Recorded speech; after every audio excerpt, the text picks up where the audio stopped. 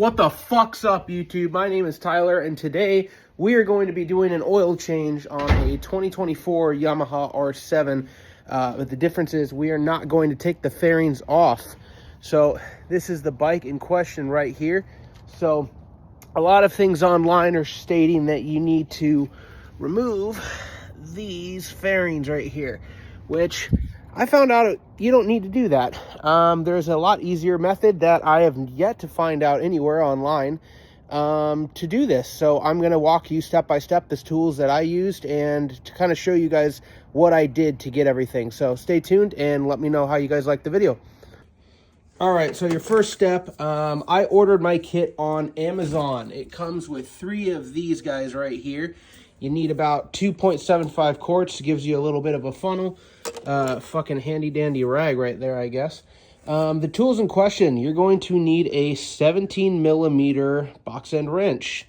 The second thing that kind of stands out to everybody that nobody does is this right here. So we've got a C-clamp on the end with a 10-inch ratchet extension. 3/8 is what I use. So you could put the bike on stands. You don't necessarily need to. It just makes it a lot easier to get out, down under there. But with the bike down on its own weight and that tire turned like that, it gives you, you're about to see, miraculous access. So I've already done all this. As you can see, that's a new filter on there. But let me just kind of show you. So you take this and you can put it right over this. And just like so. And you can crank that and break that loose. So the only thing that's going to get dirty in any of this shit is that right there, which some brake cleaner will clean that up like so. Next thing, while you're down here, you got access right there to the drain plug. That's why you need a box end wrench. That kit that I was talking about earlier that comes with a crush washer and everything, a lot of people say online you do need to torque that. I do recommend torquing it. I'm not disclosing that you should not torque it. However, I've worked for several stop and shop oil change places. Torque is important, yes. Get that thing on there with the new crusher washer. I cannot stress that enough. Otherwise, you will be leaking oil and yeah, you're gonna look like a busted broke boy on a clapped out R7, and you don't want that. So you're going to take that box end wrench, you're going to break that thing loose underneath there. Make sure you have an oil pan underneath it. That's kind of why I recommend getting some spools and putting this thing up on a stand. And once all the oil drains out and you get everything, you can put that oil filter, like I said, through here, catch it in there, and you can tighten it back up. Hand tight. That's the most crucial part. Hand tight. Do not put that thing on there any tighter than it needs to be. After that, you guys are going to want to take that box end wrench. You're going to want to tighten this up down here, right over here. Like, obviously, you don't want to just keep strengthening and, going over. You will strip threads, and you don't want that, like I said.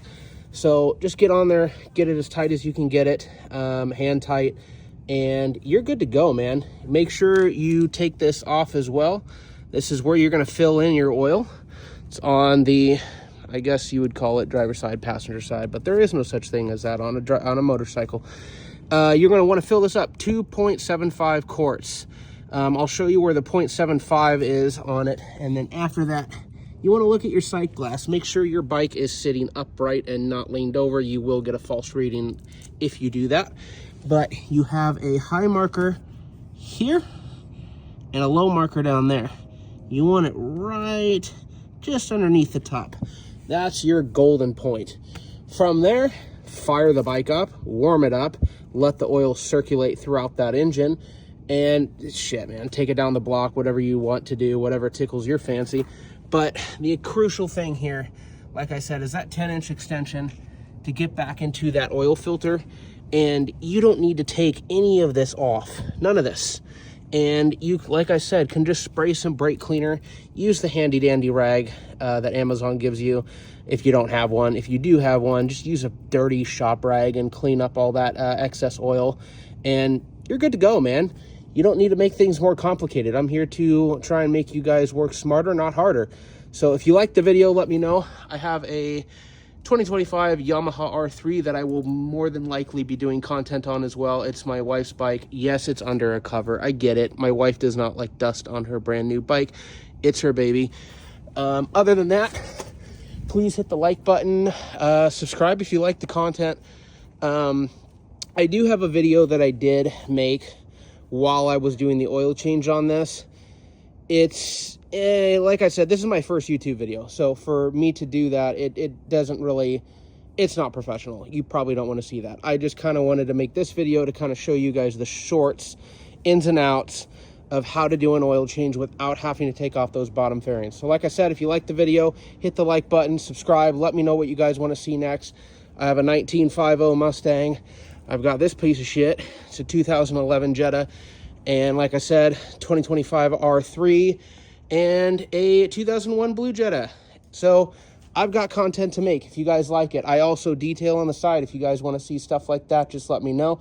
But I'm here to help you guys. I'm here to make everything easier. So like I said, I appreciate the click. I appreciate all the help. And hopefully you guys are out there riding and making your lives easier. Take it easy, guys.